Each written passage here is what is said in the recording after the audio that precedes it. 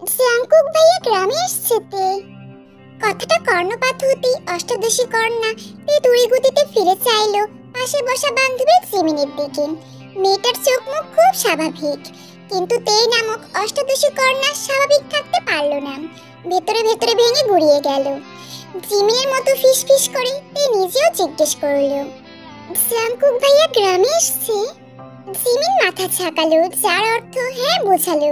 Class চলছে তাই দুইজনেই চুপ করে গেল। সামনে লেকচার দেওয়া লেকচারের দিকে ফির তাকিয়ে রইল।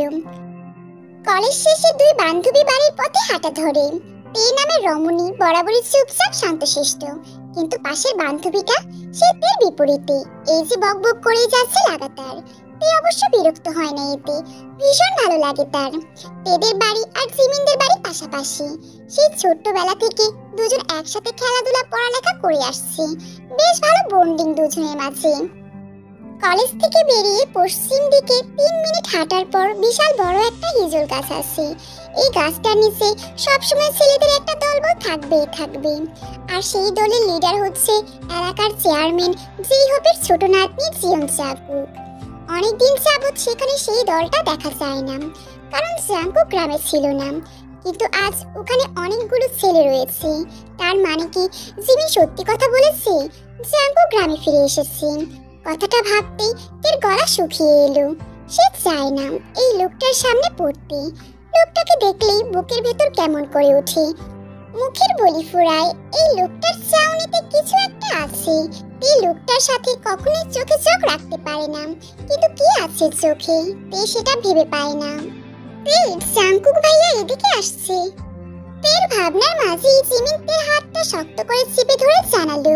তে তৎক্ষণাৎ ঘাড় এলিয়ে বাঁ দিকে তাকাতেই দেখা মিলল বলিষ্ঠ শরীরের সুদর্শন পুরুষ জাঙ্কুক। সে সত্যি এদিকে আসছে। তার লম্বা লম্বা প্রতিটি কদম অষ্টাদশী কন্যা তের বুকের মধ্যে ঝড় তুলল। আকাশি রঙের শার্ট, গায়ে কালো প্যান্ট, পুরুষটাকে মারাত্মক সুদর্শন দেখাচ্ছে। আশেপাশে তেমন মানুষ নেই। জাঙ্কুক ঠিক এগিয়ে এসে ওদের থেকে গুনে গুনে 3 কদম দূরত্ব রেখে দাঁড়ালো। ততটা দূরে যতটা দূরে দাঁড়ালে কেউ খারাপ দৃষ্টিতে তাকাবে না। জাঙ্কুকের পেছনে আরো 2টা ছেলেরও দেখা গেল, তবে ওরা জাঙ্কুকের থেকে অনেকটা দূরে অবস্থান করছে।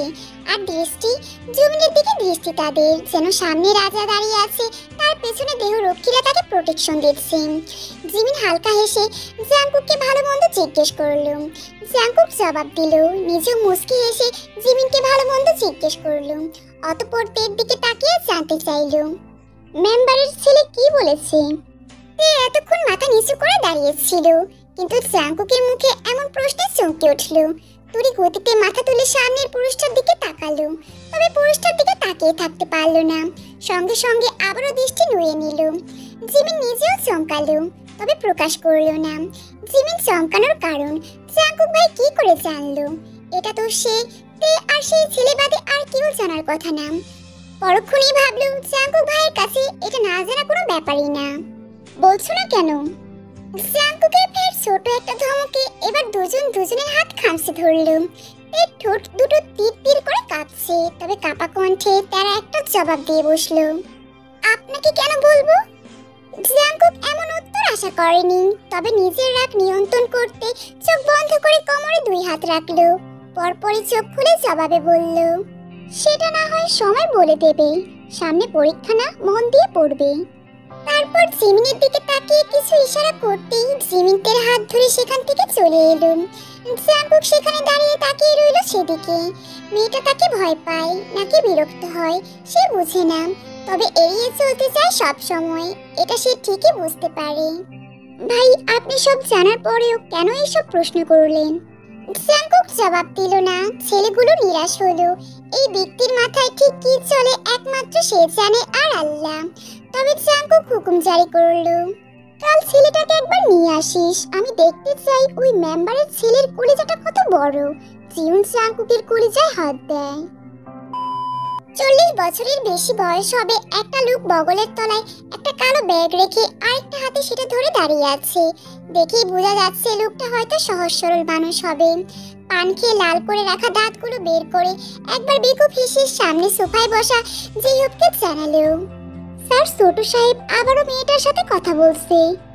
যেই হোক চায়ের কাপটা নিজের মুখের সামনে ধরেছিল মাত্র, কিন্তু এমন কথা শুনে চাটা আর মুখে নিল না।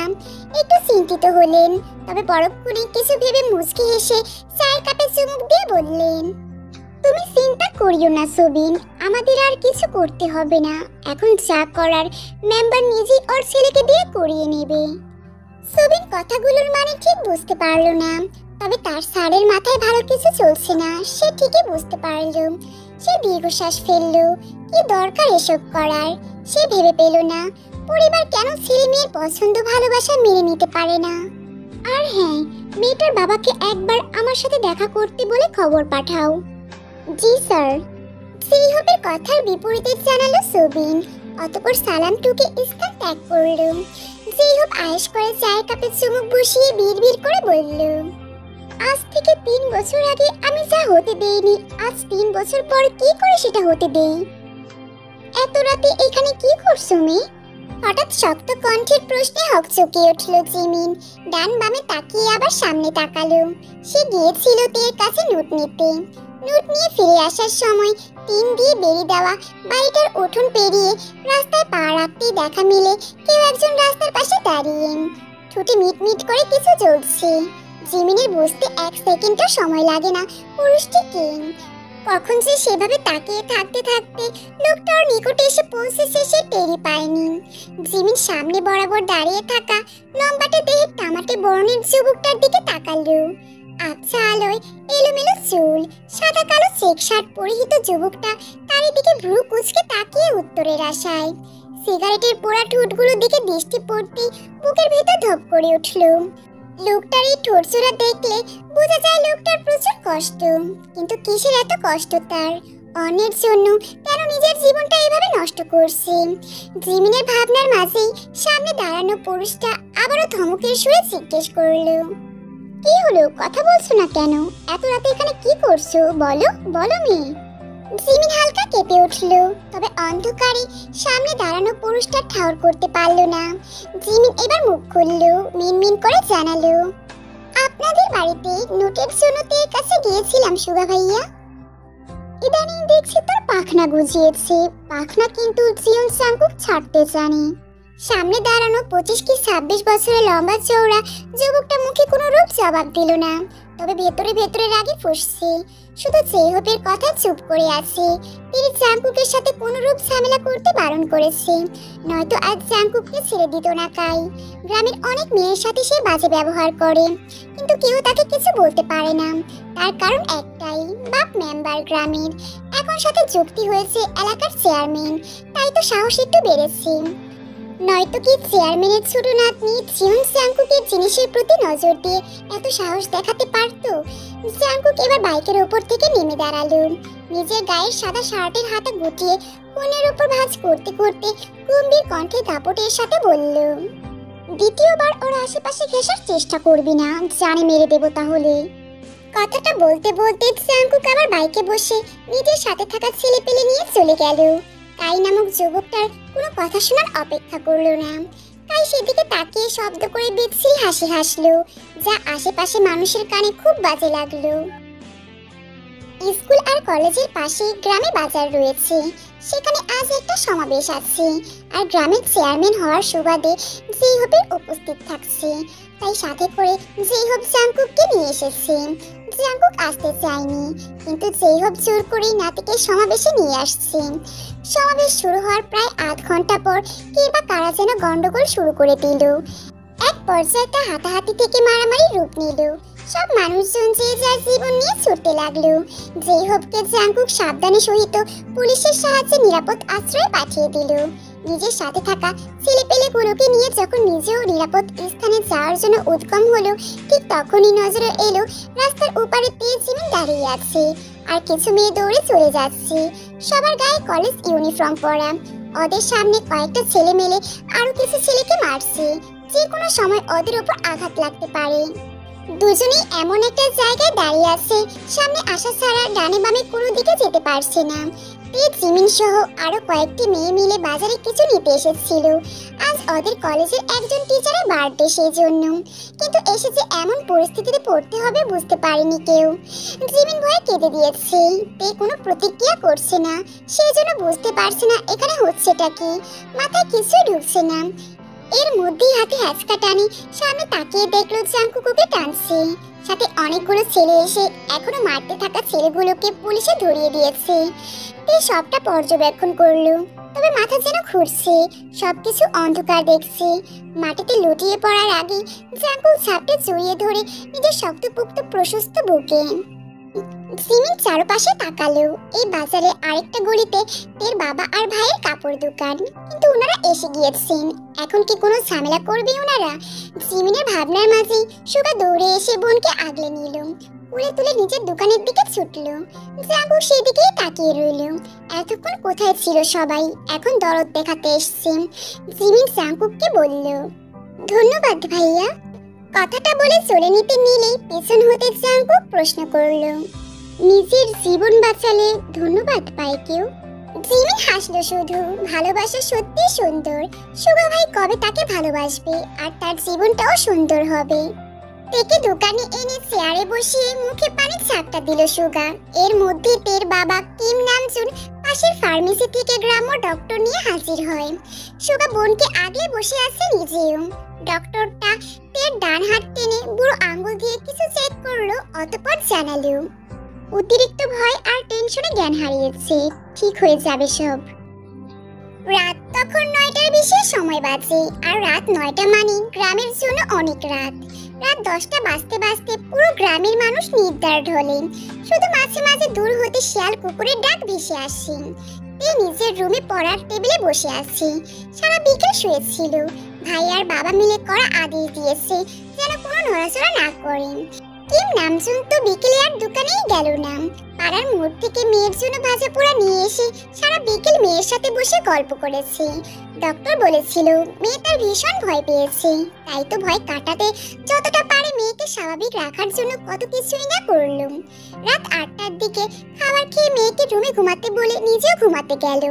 কিন্তু তের ঘুম আসছিল না, তাই পড়তে বসে আছে। সামনেও পরীক্ষা, পড়াও দরকার, তাই সময়টাকে কাজে লাগাচ্ছে।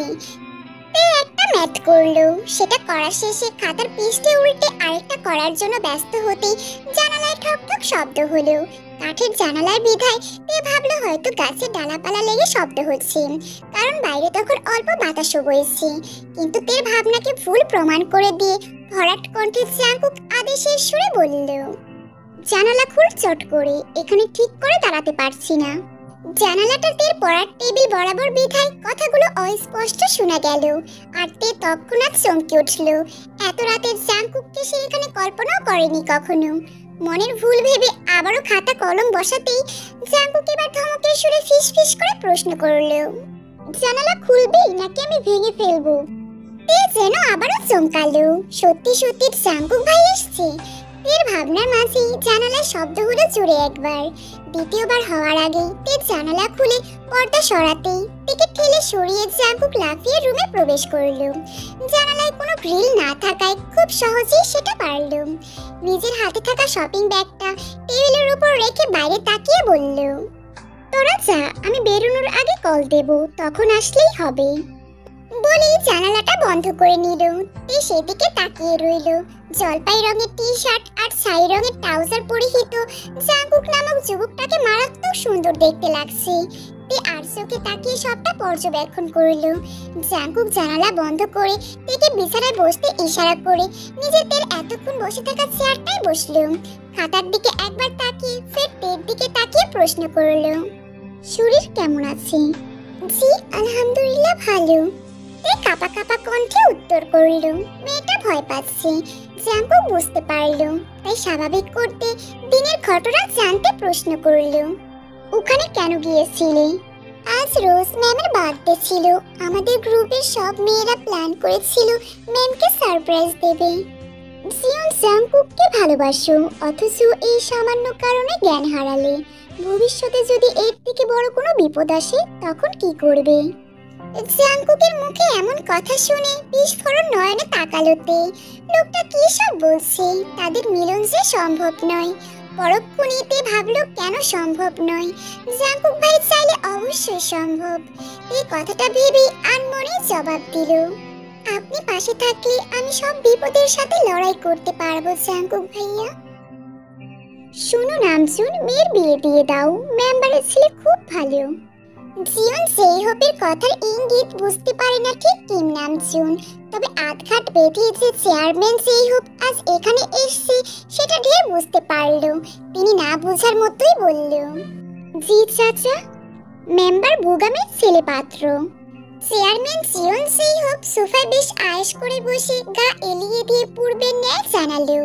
কিম নামজুন এবার পুরোপুরি বুঝতে পারলো, তবে মেয়েকে এত জলদি বিয়ে দেওয়ার ইচ্ছে নেই, পড়ালেখা করাবে।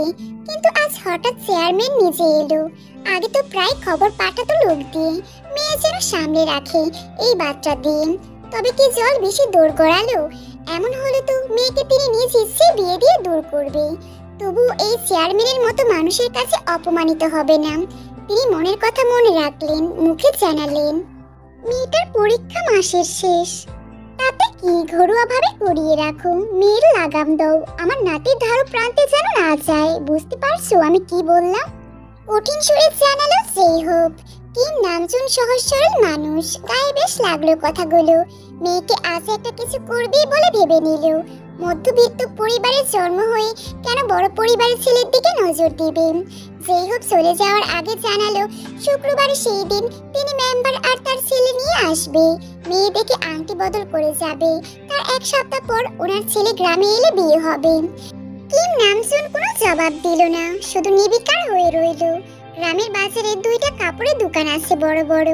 একটা ছেলে আর উনি দেখেন আরেকটা ভাড়া দিয়ে রেখেছেন, এতেই বেশ চলে। তবে ছেলে তার চাকরির ইন্টারভিউ দিয়ে এসছে, চাকরিটা হয়ে গেলে দোকান দুটো ভাড়া দিয়ে দেবে। ছেলে চায় না বাবা এই বয়সে এসে এত কষ্ট করুক। তিনি বেশ আত্মনির্ভরশীল লোক, সাথে সম্মান তার প্রহর। সেখানে কেউ বাড়ি বয়ে এসে মেয়ের জন্য তাকে এত কথা শোনালো, একটু খারাপ লাগলো। রাগে খুবে ঘরে গিয়ে স্ত্রীর গালে থাপ্পড় বসিয়ে দিল। এর মা কিম সেওক জিন এতক্ষণ পর্দার আড়াল থেকে সব কথা শুনেছে, তবে তিনি ভাবতে পারেনি স্বামী এমন কিছু করবে। 28 বছর বিবাহিত জীবনে দ্বিতীয়বারের মতো হাত তুলল নামজুন, প্রথমবার ছেলের জন্য আর দ্বিতীয়বার মেয়ের জন্য। জিন যতটা না ব্যথা পেয়েছে তার থেকে বেশি কষ্ট হচ্ছে, সাথে মেয়ের উপর অঢেল রাগ। চোখ হতে অস্ত্র গড়িয়ে পড়তে তিনি তা হাতের তালুর সাহায্যে মুছে নিল। কিম নামজুন স্ত্রীর চোখের অস্ত্র দেখে যেন হুঁশে এলো। রাগের মাথায় কাপুরুষের পরিচয় দিয়ে ফেলেছে বুঝতে পারলো। এগিয়ে এসে স্ত্রীর হাত ধরে বুকে আগলে রাখলো অনেকক্ষণ। জিন কোনো প্রতিক্রিয়া করলো না, সেভাবেই পড়ে থাকলো। তবে মনে মনে মেয়ের জন্য কঠিন শাস্তি বরাদ্দ করলো। পাশের রুমে ছিল তে, মায়ের গায়ে বাবা হাত তুলেছে, বুঝতে অসুবিধা হলো না। সে তার বাবাকে কখনো মায়ের সাথে উঁচু গলায় কথা বলতে শোনেনি, আর আজ কিনা সেই স্বামী তার স্ত্রীর গায়ে হাত তুললো, তা আবার কারণটা মেয়ে। আচ্ছা, আদৌ কি সেই কারণ? শুধু কি সেই নিজেই দোষী? জাংকুক ভাই বুঝি দোষী নয়? নাকি দোষ সবসময় গরিব আর মধ্যবিত্ত পরিবারের ছেলে মেয়েদের থাকে, আর বড় লোকদের থাকে না? গালি কি হয়েছে তোমার? আপনাকে কেন বলবো? এর এমন জবাব পছন্দ হলো না জাংকুকের। কাল তো এমন কোনো চিহ্ন গানে ছিল না, তাহলে সকালেই হয়েছে। জাংকুকের চোয়াল শক্ত হয়ে এলো, বুকের ভিতর তীব্র যন্ত্রণা অনুভব করল। হঠাৎই নিজের কপালে দুই আঙ্গুল ঘষে চাপা ধমক দিয়ে বলল, তুমি বলবে নাকি আমি অন্য ব্যবস্থা করব? তে কেঁপে উঠল, পাশে দাঁড়ানো জিমিনের হাতটা শক্ত করে চেপে ধরে মিনমিন করে জানালো, আম্মা মেরেছে। কেন? ভ্রু উঁচিয়ে প্রশ্ন করলো জাংকুক। তে এবার মুখ খুলল না, পাশ কাটিয়ে চলে যেতে লাগলো। জাংকুক এবার বেজায় চটে গেল। হপ করে তের হাতটা টেনে ধরে আবার আগের স্থানে দাঁড় করিয়ে হাতটা সাথে সাথে ছেড়ে দিল। সবটা না বলে এখান থেকে এক পাও নড়তে পারবে না। বায়োলজিতে ফেল এসছে, তাই মেরেছে। জাংকুক তের কথা শুনে হাসলো বোধহয়, তবে তের নজরে পড়ল না। জাংকুক কি ভেবে যেন বলল, বাড়ি যাও, আর হ্যাঁ, মিথ্যা বলো না কখনো আমায়। সত্যিটা জানার ক্ষমতা কিন্তু আমার আছে। কিন্তু এই কথাটা শুনে চোখ তুলে একবার জাংকুকের দিকে তাকিয়ে সঙ্গে সঙ্গে চোখ নামিয়ে নিল। হ্যাঁ, সত্যি তো সে মিথ্যা বলেছে, কিন্তু সত্যিটা বলার মতোও নয়। জাঙ্কুক নিজের সাথে থাকা বাইকটায় উঠে চাবি ঘুরিয়ে চলে গেল। পেছন পেছন আরো 3টা বাইক তাকে অনুসরণ করলো। তে সেদিকে তাকিয়ে তৃপ্ত শ্বাস ছেড়ে বাড়ির পথে হাঁটা ধরল। এভাবে আর কতদিন চলবে তুই বল, নয়তো আমাকে বলতে দে। জিমিন বলল। তে জিমিনের কথাটা সম্পূর্ণ এড়িয়ে গিয়ে নিচে বলে উঠল, বাবা বিয়ে দেখছে, আর তুই তো জানিস এসব সম্ভব নয়। শহরে যেতে হবে, তোমার আব্বা খবর পাঠিয়েছে দাদু ভাই। জিয়ন যেই হোক চায়ের কাপে চুমুক বসিয়ে অতঃপর কথাটা জানালো। জাঙ্কুক মায়ের হাত থেকে কফির মগটা নিয়ে যেই হোপের বরাবর বসতে বসতে প্রশ্ন করল, কবে? আজ রাতে যেতে বলেছি, কাল সকালে মিটিং রয়েছে। দুপুর 2টার বেশি সময় বাজে। মাত্রই বোগাম মেম্বার নিজের খুব কাছের 3 জন পুরুষ আর ছেলে সাথে জিয়ন যেই হোপকে নিয়ে এসে উপস্থিত হলো তেদের বাড়িতে। খাওয়া দাওয়া শেষে তারা সবাই মিলে মেয়েকে আনার জন্য বলল। নামজুন সুগাকে বলে তেকে নিয়ে আসার জন্য। সুগা মুস্কি হেসে চলে গেল বোনের রুমে এবং ফিরে এলো 5 মিনিটের মাথায়। কিন্তু ওদের দেখে সবাই অবাক হয়ে গেল। জিন রান্নাঘরে কিছু মহিলাকে নিয়ে কাজ করছিল, কিন্তু বসার ঘরে ছেলে মেয়ের এমন অবস্থা দেখে অবাক হয়ে এগিয়ে এসে বলল, এসব কি? আমি যে শাড়িটা রুমে রেখে এসেছি ওটা পরে বের হয়ে এসো। সুগা মাকে সম্পূর্ণ অগ্রাহ্য করে বোনের হাত টেনে ধরে বসার ঘর থেকে পেরিয়ে বারান্দায় এসে উঠানের রাস্তার দিকে তাকিয়ে অনাকাঙ্ক্ষিত নামে ডেকে উঠল, জাঙ্কুক।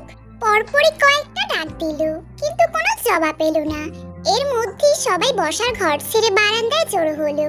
জিয়ন যেই হোক রাগান্বিত কণ্ঠে বলল, কি শুরু করেছো? জাঙ্কুক কোথা থেকে আসবে এখানে? ও ঢাকা গিয়েছে কাল। আর তোমার এমন ব্যবহারের মানে কি সুগা? সুগা যেন শুনলই না তার কথা, বরং বোনের হাত যেভাবে ধরেছিল সেভাবেই নিয়ে এগিয়ে যেতে লাগলো। তখনই হাতে টান অনুভব করলো তে। অবাক হয়ে নিজের বাঁ হাতের দিকে তাকাতেই দেখলো কাই তার হাতটা টেনে ধরে আছে। সুগা রক্তচক্ষু তাকালো কায়ের দিকে। এই ছেলেকে সে কোনো কালেই পছন্দ করে না। কাপুরুষের থেকে কম নয় এই ছেলে। মেয়ে একা পেলেই নিজের আসল রূপ দেখায়। শুধু সময়ের অপেক্ষা করে এতদিন কিছু বলেনি, তাতে দাঁত চেপে সহ্য করে গিয়েছে। কিন্তু আজ আর নয়, সপাটে থাপ্পড় লাগিয়ে দিল কায়ের চোয়ালে। কাই তৎক্ষণাৎ তের হাত ছেড়ে দিয়ে মাথা এক পাশে ঝুঁকে পড়ল। যেই হোক সহ সবাই বিস্ফোরণ নয়নে তাকিয়ে রইল সুগার দিকে। সুগা নিজের ডান হাতটা উঁচু করে বোনকে বাম বাহুতে আগলে নিয়ে তর্জনী আঙ্গুল উঁচিয়ে শাসানোর সুরে বলল, আমার বোনের দিকে আর একবার চোখ তুলে তাকালে তোর চোখ আমি উপড়ে ফেলবো। এসব কি কিম নামজুন? আমাদের ডেকে এনে অপমান করছো তুমি। আপনাদের ডেকে এনেছে নাকি আপনারা সেদে সেদে এসেছেন? বুগাম মেম্বারের কথাগুলো শেষ হওয়ার সঙ্গে সঙ্গে উঠোনে দাঁড়িয়ে কথাগুলো জাঙ্কুক বলে উঠল। সাথে জিমিনও রয়েছে। জাঙ্কুক এগিয়ে এসে জিয়ন জিহোপের সামনে দাঁড়িয়ে বলল, আপনার সম্মান খুব প্রখর তাই না? আচ্ছা, আমি দেখবো আজ তাহলে সেটা। কথাটা শেষ করে জাঙ্কুকের হাতটা ধরে বাড়ি থেকে বেরিয়ে যাওয়ার জন্য উদ্যুক হতেই সুগা আদেশের সুরে বলে উঠল, ভালোবেসে হিরো নয়, ভিলেন হবে দরকার পড়লে। আমার মতো হিরো হয়ে ভালোবাসা ত্যাগ করো না, ভিলেন হয়ে ভালোবাসা জয় করে নাও। জাঙ্কুক মুস্কি এসে চলে গেল। সে কোনোদিন হিরো হতে চায়ও না, ভিলেন হতে চায়। আর ভিলেন হাঁটতে শিখে না, হয় মারতে শিখে নয় মরতে। জাঙ্কুকের সাথে অনেকগুলো ছেলে রয়েছে। তারা সবাই বাইক নিয়ে জাঙ্কুকের পেছন পেছন চলে গেল। জিহোপ চুপ করে রইল। এখন চাইলেও আর কিছু করতে পারবে না। কিন্তু তার নাতি কি করতে চাচ্ছে? আর মেয়েটাকে নিয়ে কোথায় বা গেল? স্যার, ছোট স্যার তে ম্যামকে তুলে নিয়ে বাগান বাড়িতে চলে গেছে। ড্রাইভারকে এক্ষুনি গাড়ি বের করতে বলো সুবিন। এখন তোমার ইচ্ছে, আমাদের বিয়ে দিয়ে আমার ভালোবাসা এক করে দেবে নাকি নিজের সম্মান হারাবে? জাঙ্কুক কফির মগে কফি নিতে নিতে বলল। জিহোপ ডাইনিং চেয়ারে বসা। একটু আগেই তারা এখানে এসে পৌঁছেছে। তেকে দেখতে পাচ্ছে না, হয়তো ভেতরের রুমে রেখেছে। জিহোপ মনে মনে তেকে বাজে মেয়ের উপাধি দিলেন। কেমন মেয়ে, একটা ছেলের সাথে একা একটা বাড়িতে বিয়ের আগে সবচেয়ে বাজে ব্যাপার। আর নাতিকেও মনে মনে বাহবা দিল নাতির বুদ্ধির সাথে সাহস দেখে। ভাবা যায় মেয়েকে সবার সামনে দিয়ে কি সুন্দর করে তুলে নিয়ে এলো। এখনো আর কোনো উপায়ও নেই, কিন্তু তিনি এত সহজে হার মানার পাত্র নয়। তাই তিনি মনের কথা মনে রেখে নাতির কথার বিপরীতে ভ্রু কুঁচকে বলল, হুমকি দিচ্ছ দাদু ভাই? একদমই না, আমি তো শুধু জানালাম।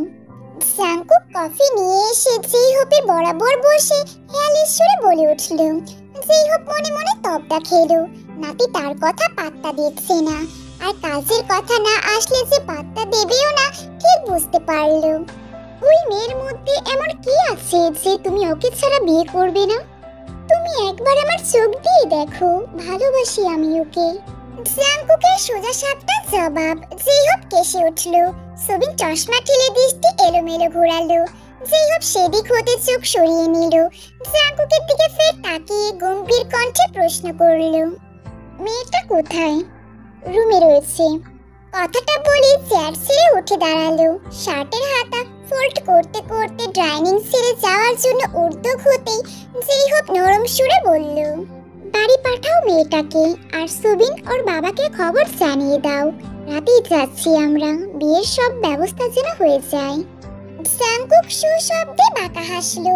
এই লোক নিজের সম্পদে আর নিজের সম্মানকে ভীষণ বড় করে দেখে, নিজের সম্মান হারানোর ভয়।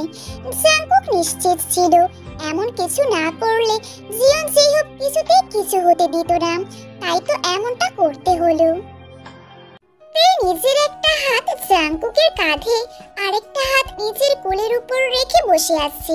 গ্রামের অন্ধকার রাস্তায় কেউ কাউকে দেখতে পাচ্ছে না, যদিও বাইকের হেডলাইট জ্বালানো। ওদের সামনে পেছনে আরো 4-5টা বাইক রয়েছে। জাঙ্কুক খুব ধীর গতিতে বাইক চালাচ্ছে। নিজেকে তার কেমন হালকা লাগছে, সাথে পরিপূর্ণ মনে হচ্ছে, তবে কোথাও একটু ফাঁকা ফাঁকা লাগছে যেন। জাঙ্কুক অন্ধকারের মাঝেও ঘাটটা হালকা ঘুরিয়ে কাঁধে রাখা তের হাতটার দিকে তাকিয়ে গম্ভীর কণ্ঠে বলল, হাতটা বুকে রেখে শক্ত করে ধরে বসো, বুকের মধ্যে চিন চিন ব্যথা করছে। সাধারণ কথা নয়, যেন আদেশ করলো। এই কিঞ্চি পরিমাণ অবাক হলো, বুকের ব্যথার কারণটাও বুঝতে পারলো। তবে আশেপাশে তাকিয়ে আমতা আমতা করে জিজ্ঞেস করলো, আপনি আশেপাশে দেখেছেন? কেউ দেখলে কি বলবে? আমি কি প্রেম করছি? বিয়ে করে বউ নিয়ে বাড়ি যাচ্ছি, চুরি করছি না। একটা কথাও না বলে যেটা বলছি সেটা করো। আর কিছু বলল না, জাঙ্কুকের কথা মতো কাজ করল। তবে প্রথম প্রথম অস্বস্তি বোধ করলেও আস্তে আস্তে তা ভালো লাগায় পরিপূর্ণ হলো। মাথা সহ নিজের পুরো শরীরটাই জাঙ্কুকের উপর ছেড়ে দিয়ে বসে চোখ বন্ধ করে রইল। জাঙ্কুক সুশব্দে হাসলো। এতক্ষণ কাছেই আসছিল না, আর এখন দেখো। রাত 9টার সময় বিয়ে পড়ানো হয়েছিল। বউ নিয়ে বাড়ি ফিরতে ফিরতে রাত 10:30টায় পৌঁছালো। এর কাছে যেন সব স্বপ্ন মনে হচ্ছে। কি হওয়ার কথা ছিল আর কি হলো। তে যেন সারাক্ষণ ঘোরের মধ্যেই ছিল। আয়ু বেশ আদর করে থেকে ঘরে তুলল। তার একদিকে যেমন ভালো লাগছে, তেমনও ভয় হচ্ছে তার। শুনেছে জাঙ্কুকের দাদি ভীষণ রাগী মানুষ, যদিও তিনি বর্তমানে গ্রামে নেই, শহরে বড় নাতির বাসায় রয়েছে। কাল নাকি আসবে আয়ু জানিয়েছে, সেই থেকেতে ভয় আছে। আয়ু থেকে নিজের হাতে সুন্দর করে শাড়ি পরিয়ে খাবার খাইয়ে দিয়ে একদম পুতুল বানিয়ে জাঙ্কুকের রুমে রেখে গিয়েছি। সেই কখন থেকে তুই বিছানায় বসে যত দুনিয়ার কথা চিন্তা করে যাচ্ছি। ঘড়ির কাঁটা যখন 12টার কোট হয়, তখনই দেয়ালে থাকা ঘড়িটা টুম করে শব্দ করলে তৎক্ষণাৎ অস্থিরতা বাড়তে লাগলো। এত ফুল দিয়ে বিছানায় বসে অস্বস্তি হচ্ছে বিধায় বিছানা হতে নেমে জাঙ্কুকের সারা রুমে হাঁটতে লাগলো। বেশ গোছালো রুমটা। এই গ্রামে এই একটা বাড়িই আছে যেটা সবার থেকে ভিন্ন। বেশ বড় বাড়িটা, তবে অনেক পুরনো দিনের, দেখতে পুরনো কোনো জমিদার বাড়ির মতো। এই বাড়ির জিনিসগুলো সব পুরনো আমলের, সব কাঠের আসবাবপত্র। এই ঘরটা ঘুরে ঘুরে দেখা শেষ হলে বেলকনিতে গিয়ে দাঁড়ালো। এখান থেকে বাড়ির মেইন গেট সহ সম্পূর্ণ বাগানটা খুব সুন্দর দেখা যাচ্ছে। এই চাঁদের আলোয় ঝাপসা চোখে সেদিকে এক দৃষ্টিতে তাকিয়ে রইল। কিন্তু হঠাৎই রুমে শব্দ হলো, কেউ রুমে এসছে। এর গলা শুকিয়ে এলো। বুঝতে বেগ পেতে হয় না তার জাঙ্কুক ভাই এসছে। গুটি গুটি পায়ে এগিয়ে গিয়ে দরজার আড়ালে দাঁড়িয়ে দেখলো জাঙ্কুক নিজের গায়ের পাঞ্জাবিটা গা হতে টেনে খুলে সোফায় ছুঁড়ে ফেলে বেলকুনির দিকে আসছে। জাঙ্কুককে আসতে দেখে দরজার আড়াল থেকে তড়িঘড়ি করে বেরিয়ে জাঙ্কুক বেলকুনিতে পা রাখার আগেই তার রুমে প্রবেশ করল। জাঙ্কুক থেকে একবার দেখে তার পাশ কাটিয়ে বেলকুনি হতে তাওয়াল নিয়ে ওয়াশরুমে চলে গেল। সেদিকে একবার তাকিয়ে ফুল দিয়ে সাজানো বিছানার এক প্রান্তে গিয়ে গুটিসুটি মেরে বসল। নার্ভাস। রুমে ফুল স্পিডে ফ্যান চলছে, কিন্তু তার মধ্যেও ঘামছে সে। গায়ের পাতলা শাড়িটা আঁচল টেনে মুখের ঘামগুলো মুছে নিল। লম্বা ভেজা চুলগুলো কেমন হাঁসফাঁস লাগছে। ঘুমটা ফেলে চুলগুলো আবার হাত খোপা করে নিল। তখনই জাঙ্কুক কোমরে তাওয়াল পেঁচিয়ে অর্ধনগ্ন শরীরে বেরিয়ে এলো। ভেজা চুলগুলো এলোমেলো, বুকের উন্মুক্ত ভেজা পশমে মারাত্মক সুদর্শন দেখাচ্ছে পুরুষটাকে। জাঙ্কুক থেকে এভাবে তাকিয়ে থাকতে দেখে মুচকি হাসলো। জাতের নজরে পড়তেই হুঁশ ফিরিয়ে দৃষ্টি সরিয়ে নিল। নিজের উন্মুক্ত রূপকে ঢেকে নিতে বেমালুম ভুলে বসে মেয়েটি, যা জাঙ্কুকের ভেতরটা নাড়িয়ে দিল বইয়ের এমন দশা দেখে। এলোমেলো পায়ে এগিয়ে তের সামনে দাঁড়ালো। তে কিঞ্চি পরিমাণ বসে থাকা অবস্থায় পেছিয়ে গেল। জাঙ্কুক সেদিকে তাকিয়ে আবার হাসলো। এই মেয়ের অনুভূতি লুকানোর শক্তি প্রখর, তবে সে ঠিকই টেনে হিঁচড়ে অনুভূতি বের করে নিয়েছে। জাঙ্কুক ট্রাউজার আর একটা টি শার্ট পরে নিল। নিজের চুল আঁচড়ে তের কাছে একটা ছোট বক্স হাতে নিয়ে এগিয়ে এলো। সেখান থেকে একটা আংটি বের করে তের হাত টেনে ধরে পরিয়ে দিল। তে হাতের দিকে অবাক হয়ে তাকিয়ে রইল, যা দেখে জাঙ্কুক তের দিকে তাকিয়ে বলল, আমার আপাতত এতটুকুই সামর্থ্য। এটা আমার নিজের ইনকামের টাকায় কেনা। আমি আমার সবটা দিয়ে তোমাকে ভালো রাখার চেষ্টা করব। তবে তুমি চিন্তা করো না, তোমার সম্পূর্ণ দায়িত্ব নেয়ার মতো সামর্থ্য এই জিয়ন জাঙ্কুকের রয়েছে।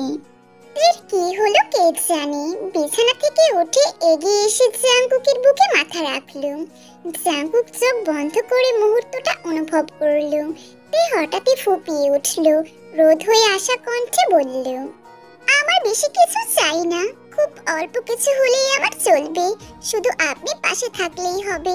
ভালোবাসি, ভীষণ ভালোবাসি আপনাকে।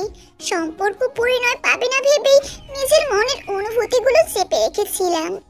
তের কথায় জাঙ্কুক দীর্ঘশ্বাস ছাড়ে। তার দাদা কাজটা একদমই ঠিক করেনি। কথাটা ভেবেই তেকে আরো শক্ত করে চেপে ধরে নিজের শক্তপোক্ত শরীরটার সঙ্গে। তের যেন শ্বাস বন্ধ হয়ে আসার জোগাড়। ভালোবাসায় ব্যর্থতা আসে, কিন্তু জেদে তা আসে না। আর তুমি হলে আমার সেই জেদ, যে জেদ আমি তোমাকে আমার করে নিয়েছি, যা কখনো কখনো ভালোবাসা দিয়েও সম্ভব হয় না। জাঙ্কুক নিজের কথার শেষে তেকে ছাড়িয়ে নিল নিজের বাহুডোর হতে। নিজের দানবীয় হাতের আঁচল তের মুখখানা নিয়ে নিজের পুরো অধরদের অধরে সন্ধি ঘটালো। দীর্ঘ এক চুম্বনে আবদ্ধ হলো। তে যেন নড়াচড়া করতে ভুলে বসে। শরীর অবশ হয়ে আসছে। শরীরে যেন কোনো শক্তি পাচ্ছে না, দাঁড়িয়ে থাকতে পারছে না।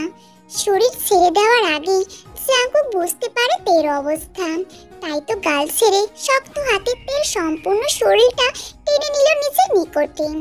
দুই হাত শাড়ি ভেদ করে উন্মুক্ত কোমরে রেখে উঁচু করে নিল বউকে। তেও ততক্ষণে জাঙ্কুকের গলা জড়িয়ে ধরে। জাঙ্কুক থেকে সেভাবেই ধরে রেখে এক পা দু পা করে বিছানার দিকে এগিয়ে গেল। আস্তে করে তেকে ছেড়ে দিয়ে বিছানায় বসালো। অতঃপর একটু আগের পরিহিত গায়ের গেঞ্জি খুলে ছুঁড়ে ফেলে দিল ফ্লোরে। নিজের জমানো সব ভালোবাসা বইয়ের সুভাঙ্গে ছড়িয়ে দিল। তে নিজেও তা সদরে গ্রহণ করলো। সব কাম কাজ পারো? তে জাঙ্কুকের দাদির প্রশ্নে চুপসে গেল।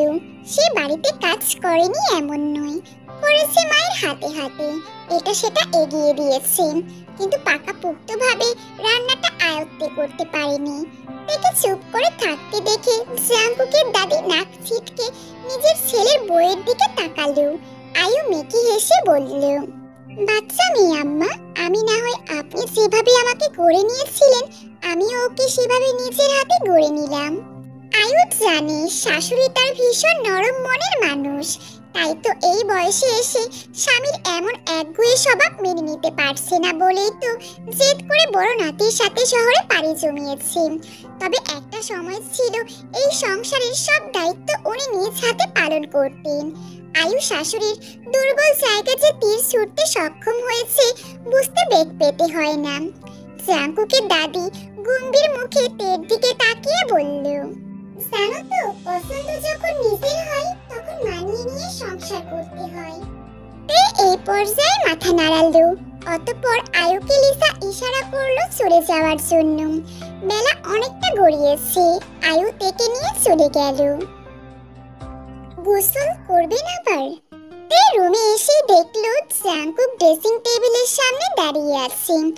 জাঙ্কুক তের দিকে এক পলক তাকিয়ে নিজের হাতের দামি ঘড়িটা খুলে ড্রেসিং টেবিলের উপর রেখে ফিরে এসে তের সামনে দাঁড়িয়ে শার্টের বোতাম কয়েকটা বুকের কাছে খুলে তের দিকে ঝুঁকে ফিসফিস করে বলল, গোসল করেও লাভ নেই, তোমার এই রূপের গরম আমার সারা অঙ্গে ঝলসে দিতে সক্ষম। এর মুখের লাল আভা ফুটে উঠল। মেয়েটা লজ্জা পাচ্ছে। জাঙ্কুক সেদিকে তাকিয়ে হাসলো একবার। অতঃপর আরো একটু এগিয়ে এসে তের ঘা ঘেঁষে দাঁড়ালো। থতমত খেলো। নিজের লজ্জা রাঙা মুখ লুকিয়ে চট করে ওড়নাটা ভালোভাবে গায়ে জড়িয়ে নিল। এবার জাঙ্কুক ঘর কাঁপিয়ে হেসে উঠল। কণ্ঠে খাদ এনে বলল, যার সব কিছুতেই আমি কাল রাতেই আমার ছোঁয়া লেপটে দিয়েছি, যার সারা অঙ্গে আমার ঠোঁটের ছোঁয়া, তার এমন লজ্জা সাজে না বউ। তের কানে যেন কেউ গরম তেল ঢেলে দিয়েছে। চোখ বড় বড় করে জাঙ্কুকের দিকে একবার তাকিয়ে পরক্ষণেই লজ্জায় মাথা নুয়ে নিল। সে এই 12 ঘন্টায় ঠিকই বুঝে নিয়েছে তার জাঙ্কুক ভাই যে ভীষণ ঠোঁট কাটা লোক। আচ্ছা, কোনো ব্যাপার না, আমি রাতে না হয় আবার মনে করিয়ে দেব সব। আপনি চুপ করুন প্লিজ। কণ্ঠ করুন। যা দেখে জাঙ্কুকের হাসি পেল, তবে হাসলো না। বউকে টেনে নিজের বাহু দেশে আনলো। এর নরম সত্তা জাঙ্কুকের প্রশস্ত বুকে এসে ঠেকালো। তে তৎক্ষণাৎ শিউরে উঠল। জাঙ্কুকের মুখ উঁচু করে নিজের শক্ত পুরুষশালী ঠোঁটের ভাঁজে তের ঠোঁট চেপে ধরল। তে আলগোছে চোখ বন্ধ করে নিল। কাল রাতে মেয়েটা যথেষ্ট কষ্ট পেয়েছে, হয়তো প্রথমবার তাই। দীর্ঘক্ষণ চুম্বন আবদ্ধ হয়ে জাঙ্কুক ঠোঁট ছেড়ে তের গা হতে ওড়না টেনে খুলে ছুঁড়ে ফেলে দিল। গলায় ঘাড়ে বুকের ভাঁজে অজস্র চুম্বন করতে লাগলো। তে যেন হারিয়ে যাচ্ছে। জাঙ্কুকের ভালোবাসার মাঝে যখনই গভীর মক্ত, ঠিক তখনই দরজায় কেউ কড়া নাড়ল। তৎক্ষণাৎ তের জাঙ্কুকের থেকে ছিটকে দূরে সরে আসলো। জাঙ্কুক বিরক্ত হলো। তের দিকে ভ্রু কুঁচকে তাকাতেই তে দরজার দিকে ইশারা করে। জাঙ্কুক কণ্ঠে বিরক্ত এনে ভ্রু কুঁচকে জিজ্ঞেস করে, কে? দাদি আপনার ঘরে ডাকে, খাবার খাইতে সবাই বইয়া আছে। তুমি যাও, আমরা আসছি। কাজের মেয়েটা চলে গেল। জাঙ্কুক নিজেও ড্রেস চেঞ্জ করে তেকে নিয়ে বেরিয়ে এলো। দেখো ছেলে, আগে তে আমার কেউ ছিল না, কিন্তু এখন সে এই জীবন বাড়ির বউ। আর জীবন বাড়ির সাথে জড়িত থাকা মানে আমার সম্মান। তাই তেকে পাওয়া বা ওর কোনো ক্ষতি করার কথা ভুলে যাও, অন্য কাউকে খুঁজো। রাত অনেক হয়েছে, তোমরা এখন আসতে পারো। বুগাম মেম্বার ঘাড় নাড়ালো, তবে কাই তেলে বেগুনে জ্বলে উঠে বলল, নিজের নাতির পক্ষে চলে গিয়েছেন, কিন্তু তাতে আমার কি? আমি কিন্তু আমার সুযোগের অপেক্ষায় থাকবো। না, থাকবে না। নিজের জীবন হারাতে না চাইলে আমার নাতির সাথে লাগতে এসো না। চোখ কান খোলা রাখো, আরো অনেক উপায় কিন্তু রয়েছে। সুন্দরী মেয়ের অভাব পড়েনি গ্রামে, এখন বাড়ি যাও। বুগাম মেম্বার সোফা ছেড়ে উঠে দাঁড়ালো। ছেলেকেও ইশারায় উঠে আসতে বলল। তাই যে বেজায় খেপে আছে বুঝতে পারে বুগাম, তবে ছেলের স্বভাব আর ভালো করতে পারল না। কথাগুলো ভেবে দীর্ঘশ্বাস ছাড়ল। অতঃপর বেরিয়ে গেল। প্লিজ তুই কিছু একটা কর, আমি এই বিয়ে করতে চাই না। প্লিজ প্লিজ মাকে বোঝা না একবার। কণ্ঠে আকুল আবেদন। তের বুকের ভিতর ধক ধক শব্দ করে উঠল। হয়তো পাশে বসা মানুষটাও সেটা টের পেল। তাই তো তের হাত থেকে ফোনটা কেড়ে নিয়ে কানে তুলে গম্ভীর কণ্ঠে জানান দিল, আমি তোমার জাঙ্কুক ভাইয়া বলছি। কি হয়েছে আমাকে খুলে বলো। জিমিন এতক্ষণ কান্না করছিল, তবে জাঙ্কুকের এমন আশ্বাস দেওয়া কণ্ঠের কথায় জিমিন যেন ভরসা পেল।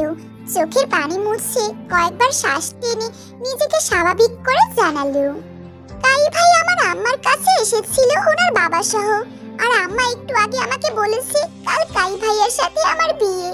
কথাটা বলেই হু হু করে আবার কান্না করে দিল। জাঙ্কুক বাকরুদ্ধ। এই জানমেশ এই বাবাহারা এতিম মেয়েটাকেও ছাড়ল না। আমি তোমার মায়ের সাথে কথা বলবো, তুমি চিন্তা করিও না। জাঙ্কুক কল কেটে ফোন আবার তের হাতে ফিরিয়ে দিল। তে তখনও থ মেরে বসে আছে। আজ বিকেলে তেরা তাদের বাড়িতে এসছে, আর তখনই জিমিন কল করে জানালো। তে যেন কিছু বুঝতে পারছে না এখনো। কি বললো জিমিন? সত্যি যদি এমন কিছু হয় তাহলে তার মন ভাঙা ভাইটার কি হবে? একমাত্র তে নিজেই জানে জিমিন সুগা ভাইকে কতটা ভালোবাসে। আমার জানা মতে ওর গ্রামে কোনো ছেলের সাথে কোনো সম্পর্ক নেই, তুই জানিস কিছু? জাঙ্কুকের কথায় তের ধ্যান ভাঙে। অদ্ভুত নয়নে জাঙ্কুকের দিকে তাকিয়ে বলে, আমার ভাইকে ভালোবাসে ও? সুগা জানে? জাঙ্কুক ভ্রু কুঁচকে জিজ্ঞেস করল।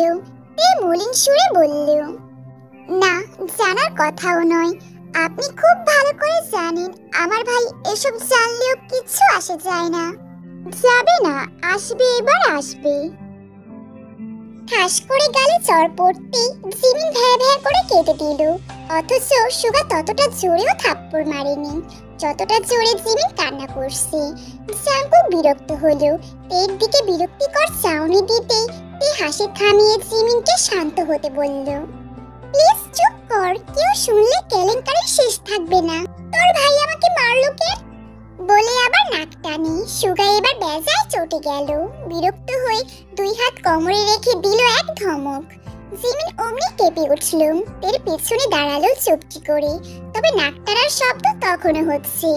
জাঙ্কুক এবার সুগার দিকে তাকিয়ে বলল, শুনেছ নিশ্চয়ই সব তুমি? হ্যাঁ, কিন্তু এই সব কি সম্ভব? সুগা অসহায় কণ্ঠে জিজ্ঞেস করল। জাঙ্কুক বলল, আমরা নিজেরা যাকে ভালোবাসি তাদের পেছনে না দৌড়ে যারা আমাদের ভালোবাসে তাকে আগলে নেওয়াটাই বেটার। আর যে ছেড়ে চলে যায় তার স্মৃতি আঁকড়ে না ধরে রেখে নতুন করে স্বপ্ন দেখে তা বাস্তবায়ন করা উচিত। উপায় নেই তো। ক্লান্ত ভরা কণ্ঠে জানালো। জাঙ্কুক আশ্বাস দিয়ে বলল, আচ্ছা, তুমি কাল ঠিক টাইমে উপস্থিত হবে তো? সুগা জিমিনের দিকে তাকালো। জিমিনের দৃষ্টি কেমন অনুভূতিহীন। সুগার বুকের ভেতর যা ক্ষীণ পরিমাণ চিনচিন ব্যথায় রূপান্তরিত হলো। মেয়েটা তাকে নিঃসন্দেহে প্রচুর পরিমাণ ভালোবাসে। তাহলে সেই ভালোবাসা সে কেন নিজের পায়ে ঠেলে দেবে? না, ঠেলে দেবে না। সুগা একটা দীর্ঘশ্বাস ছেড়ে বলল, ওকে বাড়ি দিয়ে আইতে। তে মাথা নেড়ে জিমিনকে নিয়ে চলে গেল। জিমিন আর তে যতক্ষণ না দৃষ্টির আড়াল হলো ততক্ষণ সুগা জিমিনের দিকে তাকিয়ে রইল।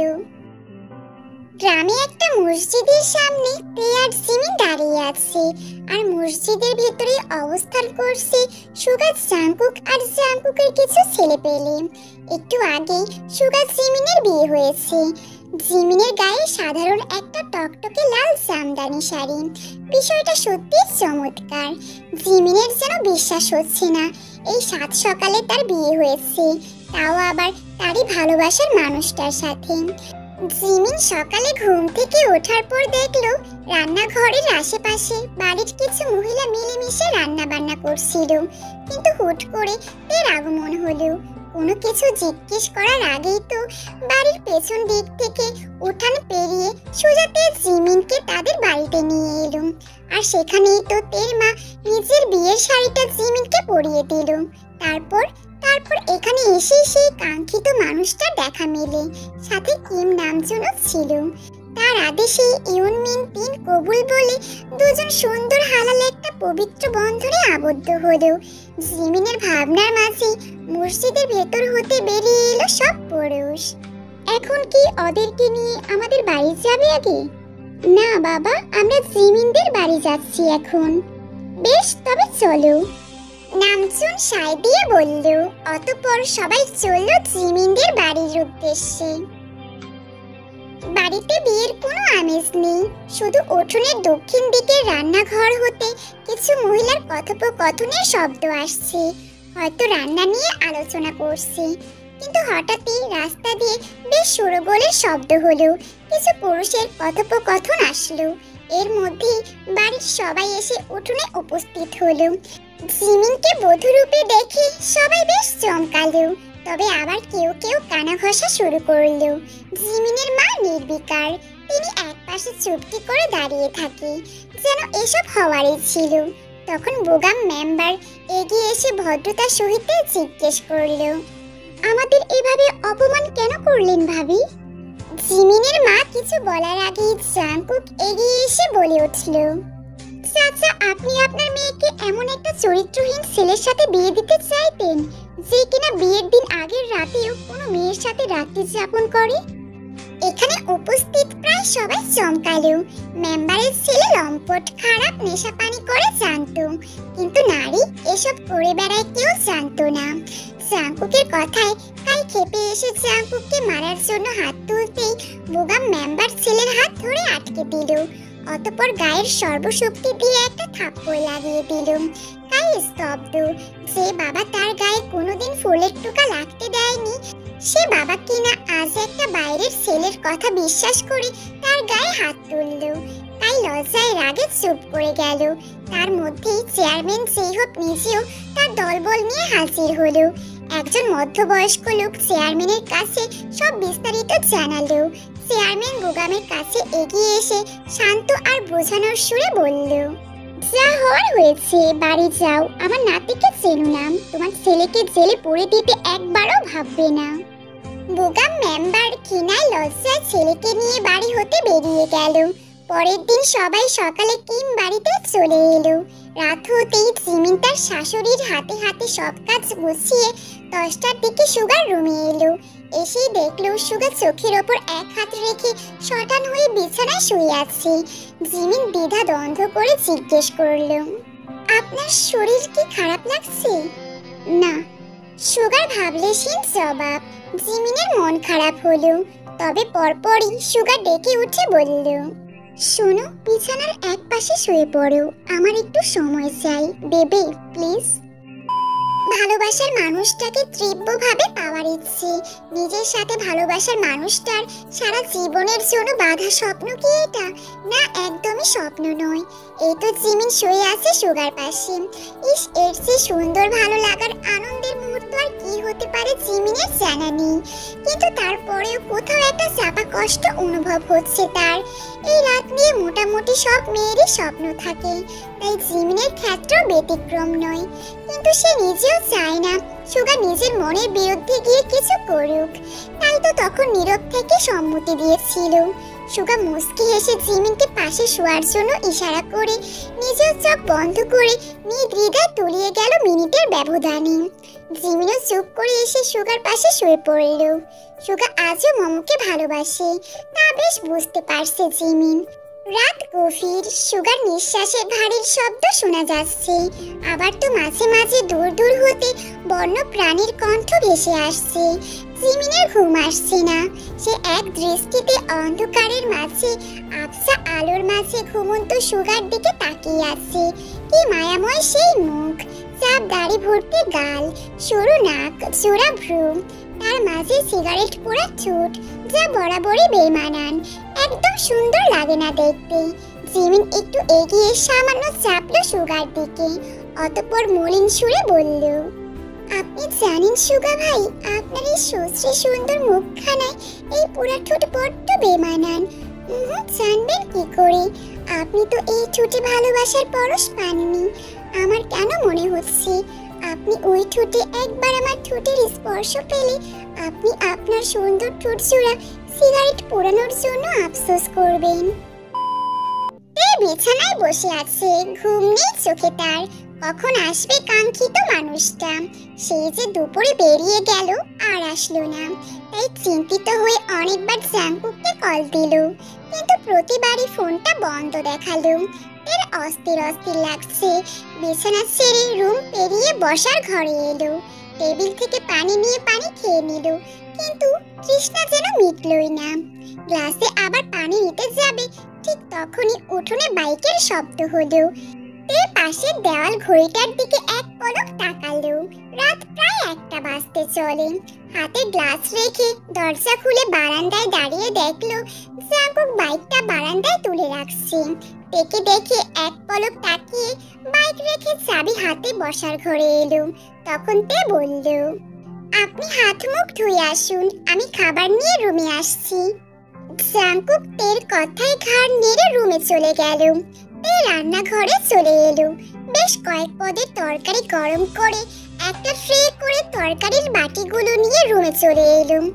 জাঙ্কুক নিজে খাবার খেলো, সাথে তেকেও খাইয়ে দিল। খাওয়ার শেষে তে বিছানা ঠিকঠাক করে নিয়ে যে শোয়ার জন্য জাঙ্কুককে ডাকবে, তখনই দেখলো জাঙ্কুক তার দিকে নেশাময় দৃষ্টিতে তাকিয়ে আছে। তে ভরকালো, তবে নিজেকে সামলে এতক্ষণ অবহেলায় পড়ে থাকা ওড়নাটা চেয়ার হতে তুলে নিয়ে গায়ে পেঁচাতে লাগলো। এতক্ষণ তো ওড়নার কথা বেমালুম ভুলে বসেছিল মেয়েটা। জাঙ্কুক থেকে লজ্জা পেতে দেখে হাসলো, যেটা তের চোখে পড়তেই আরো এক দফা লজ্জায় আড়ষ্ট হলো। বোকা মেয়ে, একটু পর তো তোমার শুভাঙ্গ জুড়ে আমার রাজত্ব চলবে, সেখানে এই ওড়নার স্থান তখন মেঝেতে হবে। তাই এটাকে এত যত্ন করে আমাকে কেন জেলাস ফিল করাচ্ছ? জাঙ্কুক কথাগুলো বলতে বলতে চেয়ার ছেড়ে একদম তের কাছে এসে এক টানে থেকে নিজের নিকটে নিয়ে এলো। ওড়না টেনে গলা হতে সরিয়ে নিজের বুকের সাথে আরো কিছুটা চেপে ধরল। মেয়েটার নরম সত্তা জাঙ্কুকের প্রশস্ত বুকে ঠেকালো। তে প্রতিবারের ন্যায় এবারও কেঁপে উঠল। জাঙ্কুক যতবার মেয়েটাকে গভীর হতে গভীর স্পর্শ করে, ঠিক ততবারই মেয়েটা বিদ্যুৎ চমকানোর ন্যায় চমকে ওঠে। জাঙ্কুক তের কোমরে নিজের হাতটা সাপের মতো পেঁচিয়ে ধরল, অতঃপর ঝট করে নিজের ঠোঁট ছুঁয়ে দিল। তে শক্ত হাতে খামচে ধরল জাঙ্কুকের চুল। বউ তো দেখি আমার থেকেও ফাস্ট।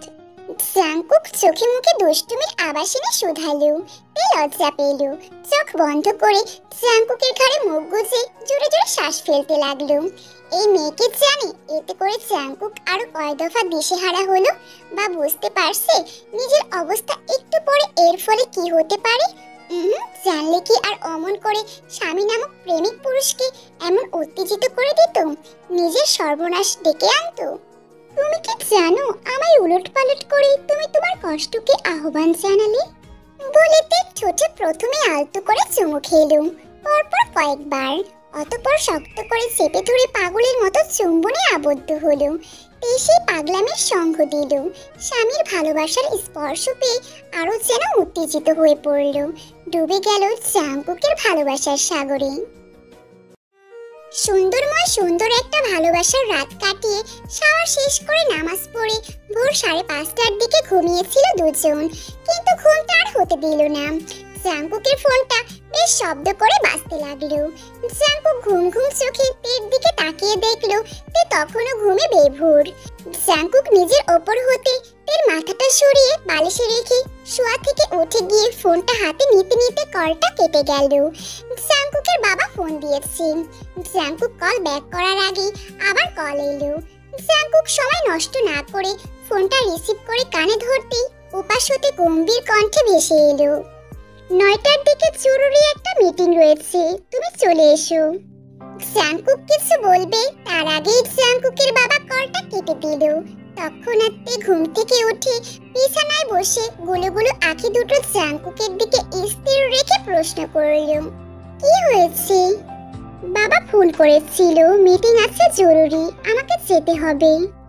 জাঙ্কুকের জবাব তের ভালো লাগেনি, সেটা তের মুখ দেখে স্পষ্ট বোঝা যাচ্ছে। তবে তে মুখে বলল, আচ্ছা আমি কলেজ থেকে ওই বাড়িতে চলে যাব। জাঙ্কুক মাথা নাড়ালো, অতঃপর টাওয়াল হাতে রুম হতে বেরিয়ে গেল। ক্লাস শেষ হতেই জিমিন তে কলেজ থেকে বেরিয়ে দেখলো সুগা গেটের কাছে দাঁড়িয়ে আছে। ওরা এগিয়ে যেতেই সুগা বোনকে আগলে নিল, সময় নিয়ে বোনকে আদর করলো। তে ভাইয়ের আদরে আরো গলে গেল। জিয়ন বাড়িতে যাবে না বায়না ধরলো। সুগা তৎক্ষণাৎ জাংকুককে কল দিল। অতঃপর বলে দিল তে আজ যেতে চাচ্ছে না।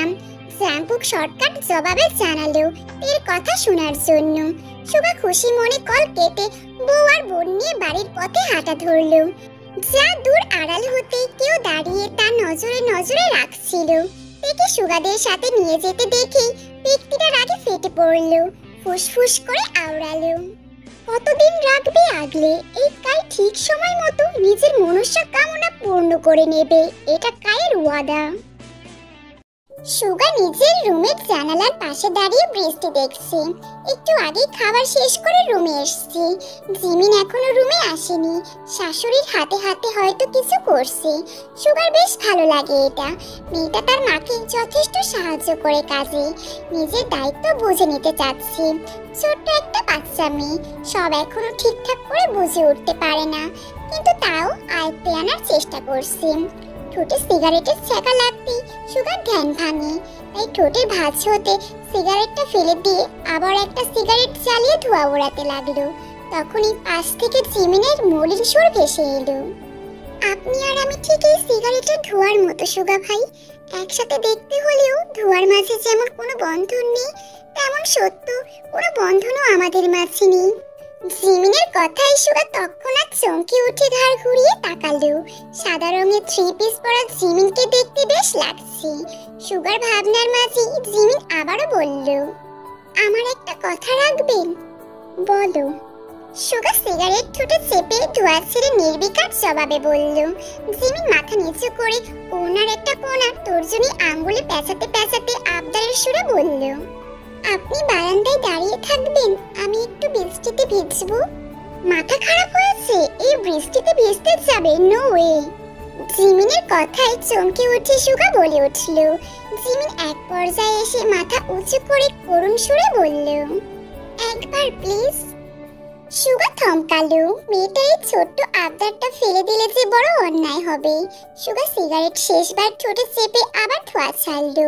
সবটা ধোঁয়া জিমিনের মুখের উপর ছেড়ে দিয়ে জানালো, বেশি না, 5 মিনিট। মা দেখলে আমার উপর রেগে যাবে। আচ্ছা 5 মিনিট, বেশ উচ্ছ্বসিত হয়ে বলল জিমিন। কিন্তু সিগারেটের ধোঁয়ার কারণে মেয়েটার চোখের কোঠার জল চিকচিক করছে, যাতে করে সুগার কাছে বেশ ভালো লাগলো জিমিনের ছোটখাটো গোলগাল বদনখানি, মায়াময় সেই মুখ, যাকে সে রোজ অবহেলা করছে। কিন্তু কেন করছে? যদি অবহেলাই করবে তাহলে বিয়ে করেছিল কেন? সুগার ভাবনার মাঝে জিমিন রুম হতে বেরিয়ে এলো। সুগার নিজেও পেছন পেছন এলো। অন্ধকার আবছা আলোয় সাদা রঙের থ্রি পিস পরা জিমিনের শরীরটা মুহূর্তের মধ্যে ভিজে গেল। ওড়না গলায় ঝুলিয়ে দুই হাত মেলে দাঁড়িয়ে আছে মেয়েটা। শরীরের মেলি ভাঁজগুলো স্পষ্ট ফুটে উঠছে। সুগা আস্তে করে একটা ফাঁকা ঢোক গিলল। যতই হোক পুরুষ মানুষ, একটা মেয়ের এমন অবস্থা কোনো পুরুষের সামনে থাকলে সেই পুরুষ কি করে ঠিক থাকতে পারে? সাথে যদি হয় সেই রমণী পুরুষটার স্ত্রী, সেখানে তো কোনো কথাই নেই। সুগার যেন নিজেকে সামলানোর দায় হয়ে এলো। দৃষ্টি এলোমেলো ঘোরালো। পকেট থেকে সিগারেট বের করে লাইটার দিয়ে সিগারেট ধরালো। বেশ কয়েকবার টান দিল, কিন্তু এতেও যেন কিছু হচ্ছে না। আজ যেন সিগারেটও সুগার সাথে বেইমানি করছে। সুগা যেন শুনতে পাচ্ছে। সিগারেট তাকে চিৎকার করে বলছে, এতদিন আমি তোর দুঃখ কষ্ট স্মৃতি ভুলিয়ে রাখতে সাহায্য করেছি, কিন্তু এখন সব একেবারে ভুলে দেওয়ার জন্য তোর ঔষধ এসে গিয়েছে। ভাবতেই সিগারেট ফেলে দিল। চোখ খামচে ধরে নিজেকে স্বাভাবিক করার সর্বোচ্চ চেষ্টা চালালো। আদৌ কতটুকু সফল হলো তা জানা নেই, তাই নিজেকে স্বাভাবিক করতে ফোন বের করলো। সেটা হাতে নিয়ে সেটার দিকে তাকিয়ে রইল। নিজেকে ধাতস্থ করে ফোনের স্ক্রিনে দৃষ্টি রেখে গম্ভীর কণ্ঠে জিমিনকে ডাকলো, জিমিন রুমে এসো। আর একটু থাকি না প্লিজ। জিমিন কাতর কণ্ঠে সময় চাইলো, কিন্তু না, সুগা এবার শুনলো না। ফোনের স্ক্রিনে দৃষ্টি রেখেই হুকুমের সুরে বলল, আর একটুও না, ঘুম পাচ্ছে আমার, এসো এসো। জিমিন আশাহত হলো। ওড়না টেনে টুনে ঠিক করতে করতে রুমের উদ্দেশ্যে হাঁটা ধরলো। পেছনে সুগা গেট টেনে লক করে সেও জিমিনের পেছনে আসলো। ততক্ষণে জিমিন রুমে এসে চেঞ্জ করে কাপড় বালতিতে রেখে দিয়েছে। সুগা রুমে এসে গায়ের শার্ট খুলে আলনায় রাখতে গিয়ে জিমিনের অর্ধবস্তু নজরে এলো। এসব সুগা আগেও দেখেছে, সেটা জিমিন জানে না, কিন্তু আজ সুগা জিমিনের দিকে চোরা চোখে চাইলো। জিমিন তখন জামার ফিতা বাঁধতে চেষ্টা করছে। সুগা অনেকক্ষণ দেখলো, জিমিন না পেরে ব্যর্থ হয়ে ওড়না টেনে বিছানায় গিয়ে এক কোণায় চুপটি করে শুয়ে পড়ল। সে তো এতক্ষণ মনের প্রাণে চাইছিল সুগা ফিতাটা বেঁধে দিক, কিন্তু আফসোস বেটা তাকালো না তার দিকে। জিমিন চোখ বন্ধ করে ওড়নাটা গায়ে টেনে নিতে গিয়ে শক্ত অনুভব করলো ওড়নাটা পেছনের দিকে সরে যাচ্ছে। তাই চমকে গিয়ে পাশ ফিরতে গেলেই সুগার রাশভারী কণ্ঠ শোনা গেল, আহ নড়ে না, আমাকে কাজটা করতে দাও। সুগা জিমিনের ওড়নাটা খুলে পাশে রাখলো, অতঃপর ফিতাটা বেঁধে দিল। জিমিন সুগার আঙ্গুলের স্পর্শে কেঁপে উঠল, তবে চোখ বন্ধ করে খিচে পড়ে রইল। সুগা নিজেও কাজটা করতে এসে বুঝতে পারলো বিপাকে পড়ে গিয়েছে, তাই তাড়াহুড়া করে বেঁধে দিয়ে শুয়ে চোখ বন্ধ করে শ্বাস টানলো কয়েকবার। সুগা ভাই ঘুমিয়ে পড়েছেন? জিমিন বেশ অনেকটা সময় চুপচাপ থাকার পর উপাস থেকে মাথাটা একটু সোজা করে জিজ্ঞেস করলো, না, আমি তোমার ভাই। সুগা ফটাফট বলে উঠল। জিমিন কোনো জবাব দিল না। সুগা জবাবের অপেক্ষা করে নিরাশ হয়ে গেল, কিন্তু সুগাকে অবাক করে দিয়ে জিমিন স্পষ্ট সুরে বলে উঠল, স্বামী স্ত্রীর কোনো সম্পর্ক বুঝি আমাদের মাঝে হয়েছে? সুগা ভেবেছে জিমিন কিছু বলবে না, কিন্তু এমন গভীর প্রশ্ন মেয়েটা করতে পারে সেটা কখনো ঠাউর করতে পারেনি। তুমি চাও আমি তোমার স্বামীর অধিকার নিয়ে তোমার দেহ ছুঁয়ে দিই? যদিও আমার মনে এখন অন্য নারীর বসবাস নেই, কিন্তু তুমি নিজেও নেই। সুগা গম্ভীর কণ্ঠে খুব স্বাভাবিকভাবে বলল। তবে জিমিন কষ্ট পেল, কিন্তু এটা ভেবে ভালো লাগলো যে সুগা তাকে ভালোবাসতে চাইছে। একটা সম্পর্কে সবার আগে সম্মান আর বিশ্বাস থাকা জরুরি। ভালোবাসাটা তো দুজনের মাঝে বন্ডিং থাকলে এমনিতেই হয়ে যাবে। সুগা পাশ ফিরে জিমিনের দিকে মুখ করে শুইল। জিমিন অন্ধকারে আবছা আলোয় সেটা ঢের বুঝতে পারল। একটা কথা বলবো? বলো। রাখবেন তো? বনিতা না করে বলবে? সুগা বিরক্তকর কণ্ঠে বলে উঠল। জিমিন এবার বলল, আমাকে একটু জড়িয়ে ধরবেন? প্রতি রাতে জড়িয়ে ধরে ঘুমাবেন? সুগা থমকালো, বুকের ভিতর ধুপ ধুপ শব্দ হলো। হৃদস্পন্দন স্বাভাবিকের চেয়ে দ্রুত বেগে লাফাতে লাগলো। সুগা বুঝলো না আজ কেন এটা এত লাফালাফি করা শুরু করেছে। তবে বিষয়টাকে নিজের দোষটা বেশি দিল। এত হাইপার না হলে তো এটা এত লাফালাফি করতো না। সুগার ভাবনা বাদ দিল। সামান্য এগিয়ে জিমিনকে টেনে নিজের বুকের উপর এনে আলতো হাতে জড়িয়ে ধরলো। জিমিন চোখ বন্ধ করে সময়টা উপভোগ করলো। ভালোবাসার মানুষটার প্রথম স্পর্শ। নিজের শিরা উপর শিরায় ভালো লাগা ছড়াছড়ি হলো। শক্ত হাতে নিচেও জড়িয়ে ধরলো সুগাকে। শুনছেন? এই ফোনটা কানে চেপে ঘুম জড়ানো কণ্ঠে ডাকলো। জাংকুক বেসামাল হলো, তবে নিজেকে শক্ত করে মৃদু কণ্ঠে বলল, বলো বউ। আপনি একটু ভালো না। জাংকুক একটা ফাঁকা ঢুক গেল। বউ তাকে নাস্তা নাবুদ না করে ছাড়বে না, এই জন্যই তো নিজেকে ব্যস্ত রাখে। দিনে 2 থেকে বেশি হলে 3 বার কল করে, রাতে তো কল দেয় না। কিন্তু আজ কিছুতেই ঘুম আসছিল না, তাই তো না পেরে কল দিল। কিন্তু কল দিয়ে মনে হচ্ছে নিজেই ফেসে গিয়েছে। জাংকুক নিজেকে স্বাভাবিক করে ভ্রু কুঁচকে জিজ্ঞেস করলো, আমি কি করলাম? আপনি আজ 1 সপ্তাহ ধরে আমাকে একটু ভালোবাসেননি। সেই আবার অভিযোগ। জাংকুক নিজের মন স্থির করার চেষ্টা করে। এবার যেন সে কাঠগড়ায় দাঁড়িয়ে। মেয়েটার কাছ থেকে তার একদিন দূরে থাকা এক যুগ মনে হয়।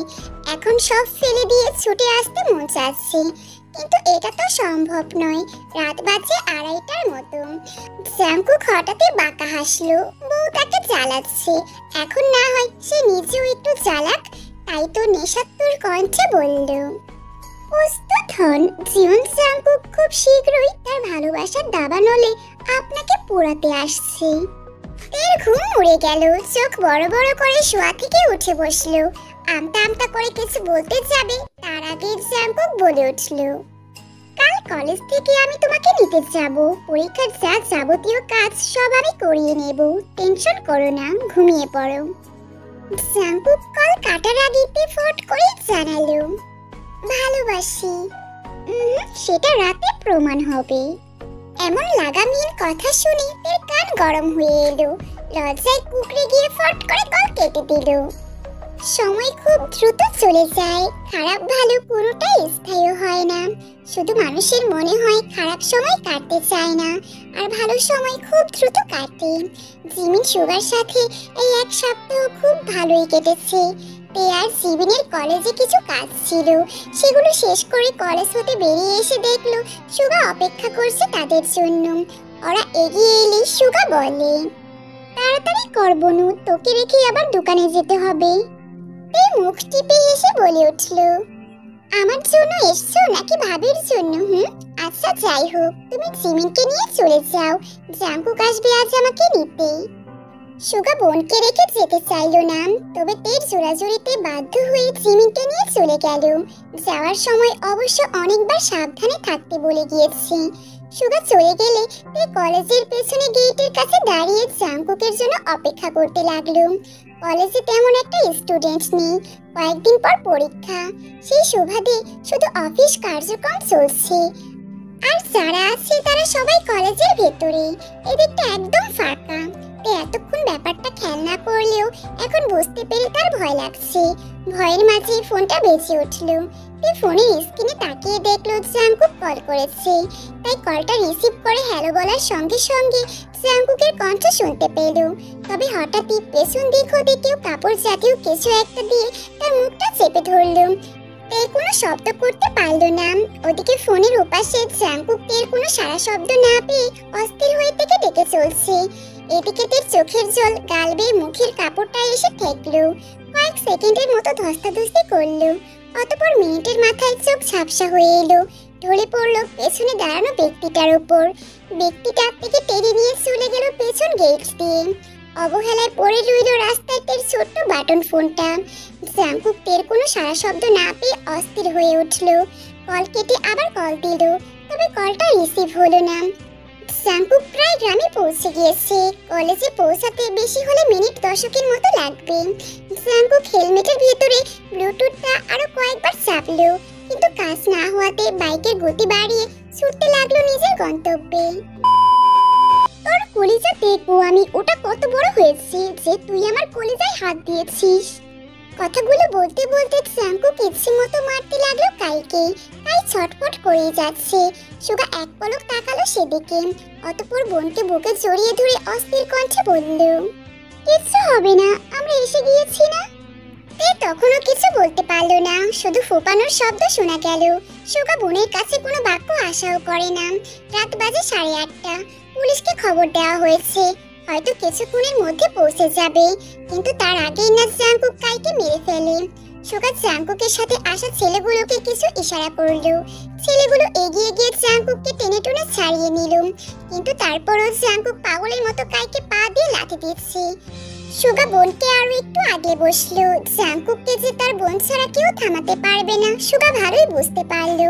তাই তো জাঙ্কুককে ডেকে উঠে বলল, জাঙ্কুক, বোনের কষ্ট হচ্ছে, ওকে এখান থেকে নিয়ে যেতে হবে। জাঙ্কুক ছেলেগুলোকে ছাড়িয়ে এক দৌড়ে এসে তের কাছে হাঁটু গেড়ে বসে পড়লো।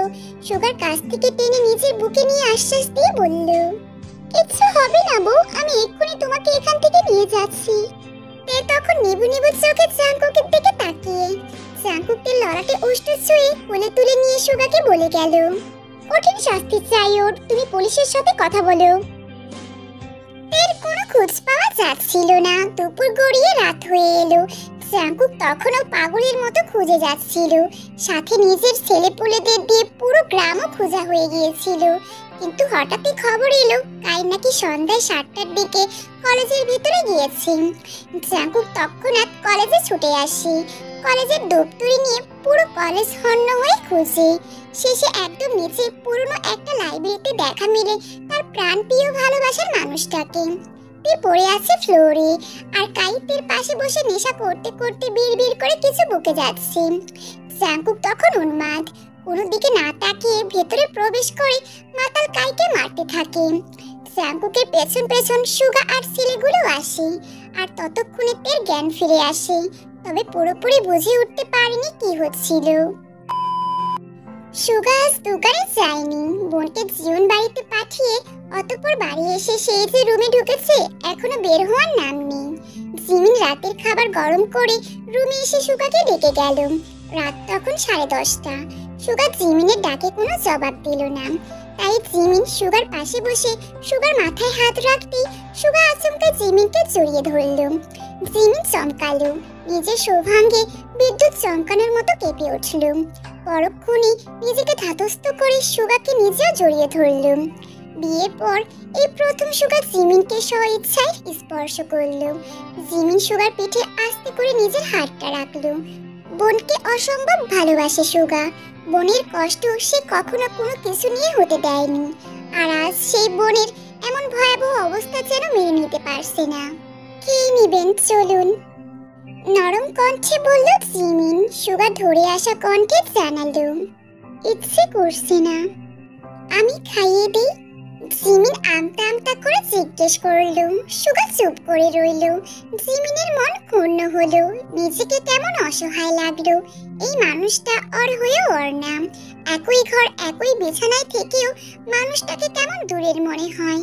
জিমিন সুগাকে ছাড়িয়ে নিল, সুগা নিজেও ছেড়ে দিল। জিমিন বিছানা ছেড়ে উঠে রুম হতে বেরিয়ে যাওয়ার জন্য উদ্যোগ হতেই সুগা পেছন থেকে ডেকে বলল, শোনো, দুজনের জন্য একসাথে খাবার এনো। জিমিনের মুখে তখন চমৎকার এক হাসি দেখা দিল, শুধু ঘাড় নাড়ালো, পরপরই পা চালিয়ে রুম ত্যাগ করলো। খাবার নিয়ে রুমে এসে দেখলো সুগা ফোনে কারোর সাথে কথা বলছে। তাই খাবার থালাটা বিছানায় রেখে পানির গ্লাস আনতে চলে গেল। ফিরে রুমে এসে দেখলো সুগা ফোন রেখে ল্যাপটপ নিয়ে কিছু করছে। জিমিন সেটা দেখে ভ্রু কুঁচকে নিল।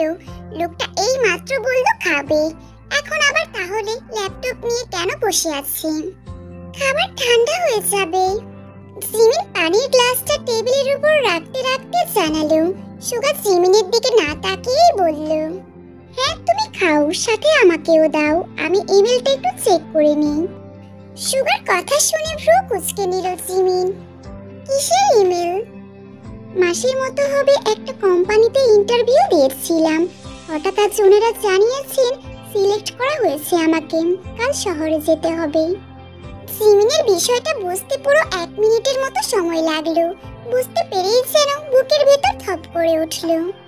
ও আচ্ছা। সুগা ল্যাপটপ রেখে জিমিনকে পাশে বসতে ইশারা করল। জিমিন বসল। সুগা খাবার প্লেটটা জিমিনের হাতে দিতে দিতে বলল, আমি একেবারে চলে যাচ্ছি না, চলে আসবো দ্রুত। জিমিন টলমল চোখে সুগার দিকে তাকিয়ে খাবার মেখে সুগার মুখের সামনে ধরল। সুগা খাবারটা মুখে নিতে নিতে জিমিনের চোখের জলটা বৃথা আঙ্গুল উঁচিয়ে মুছে দিল। জিমিন চোখ বন্ধ করে জুড়ে একবার শ্বাস টানল। নিজেকে যথাসম্ভব শক্ত রেখে সুগাকে খাইয়ে দিল, সাথে নিজেও খেল। খাবার শেষে সবকিছু আবার খাবার ঘরে রেখে এলো। রুমে এসে সুগার দিকে তাকিয়ে দেখলো সুগা একটি বেলি ফুল ছিঁড়ে ছিঁড়ে বিছানায় ফেলছে, আর সেটার গন্ধে রুম জুড়ে মৌ মৌ করছে। সুগা জিমিনের উপস্থিতি টের পেয়েছিল, তবে হাতের সব কয়টা ফুল ছিঁড়ে বিছানায় ফেলে এগিয়ে এলো জিমিনের কাছে। জিমিন কিছু বুঝে উঠতে পারছে না। হঠাৎই সুগা জিমিনকে অবাকের চরম পর্যায়ে পৌঁছে দিয়ে ঝুঁকে কোলে তুলে নিল। জিমিন চমকালো। নিজের ছোট্ট দেহটা টামাটে বর্ণে সুগা ভাইয়ের দখলে বুঝতে পেরেই চোখ বড় বড় করে নিল। সুগা জিমিনের মুখের দিকে তাকিয়ে নিশাতুর কণ্ঠে বলল, বাসর হবে, কিন্তু ফুল ছাড়া বাসর অসম্পূর্ণ। মানে আপনি ফুলগুলো কেন ছিঁড়ে ফেলেছেন? এগুলো আপনার পছন্দ ছিল। তোমার থেকে বেশি নয়। জিমিন বিস্ময় চোখে তাকালো সুগার দিকে। সুগা জিমিনকে বিছানায় শুয়ে দিল। নিজের গায়ের সম্পূর্ণ ভরটা জিমিনের উপর ছেড়ে দিয়ে অনুমতি চাইল। একটু ভালোবাসবো, গ্রহণ করবি? জিমিন মুখে কিছু বলতে পারল না। খুশিতে মেয়েটার বলি ফুরিয়েছে। সুগা তখন জিমিনের দিকে জবাবের আশায় তাকিয়ে। জিমিন চুপ করে থেকে হঠাৎই সুগাকে জড়িয়ে ধরে ফুপিয়ে উঠল। সুগা জিমিনকে নিজের থেকে ছাড়িয়ে নিয়ে চোখের জল মুছে দিয়ে চোখের পাতায় চুমু খেল। অতঃপর আস্তে করে জিমিনের অধর জোড়ার ভাঁজে নিজের অধর চেপে ধরে দীর্ঘ এক চুম্বনে আবদ্ধ হলো। জিমিন নিজেও সুগার সাথে সাথে রেসপন্স করল। সুগার জিমিনের পিঠে এক হাত রেখে আরেক হাত গলা হতে ওড়নাটা ছুঁড়ে ফেলে দিল মেঝেতে। জিমিন নিজেকে লুকাতে সুগার গলা জড়িয়ে ধরল। সুগার পাশের দেওয়ালে থাকা লাইটটা অফ করে দিল। অতঃপর আবারও জিমিনের গলায় ঘাড়ে অজস্র চুম্বন করতে ব্যস্ত হলো। জিমিন নিজের সর্বোচ্চ দিয়ে নিজেকে শক্ত রাখতে চাইল, তবে সুগা তা হতে দিল না। নিজের বেহায়া হাতের স্পর্শে জিমিনকে দিশেহারা করল, সাথে নিজেও উন্মাদ হলো। বইয়ের শুভাঙ্গে নিজের ছোঁয়া লেপটে দিল। রাত যত গভীর হলো, দুজনের নিঃশ্বাসের শব্দ তত ভারী হতে লাগলো। রাত প্রায় 1টা। জাংকুক কমল স্পর্শে তার বাম গালের কাটা স্থানটাতে হাত ছোঁয়ালো। চুলগুলো কানের পেছে গুজে দিতে দিতে মৃদু সুরে বলল, খুব ব্যথা করছে জান। এতক্ষণ তেজ শূন্য ভঙ্গিতে জাংকুকের বুকে লেপটে থাকলেও এই নরম কণ্ঠটায় ভিতরের কান্নাটা ফুলে ফেপে উছড়ে পড়ল তীর। গালে রাখা হাতটা নামিয়ে নিজের দু হাতের মুঠোয় নিয়ে অদ্ভুত আর্তনাদ করে গুঙ্গিয়ে উঠল সে। সেই সাথে গড়িয়ে পড়ল অবিরাম অস্ত্রপাত। মেয়েটার কান্না যেন থামছেই না। তার কান্নায় পাহাড় সমান কষ্টে দিশেহারা জাংকুক উপায় না পেয়ে তার উষ্ঠে নিজের উষ্ঠ ছুঁয়ে দিয়ে বলল, কাঁদে না জান, আমি আছি তো। এবার পিট পিট করে জাংকুকের দিকে তাকালো। জাংকুক মলিন হাসলো, অতঃপর থেকে নিজের বুকের সাথে জড়িয়ে নিল। এও গুটি সুটি মেরে জাংকুককে জড়িয়ে ধরল।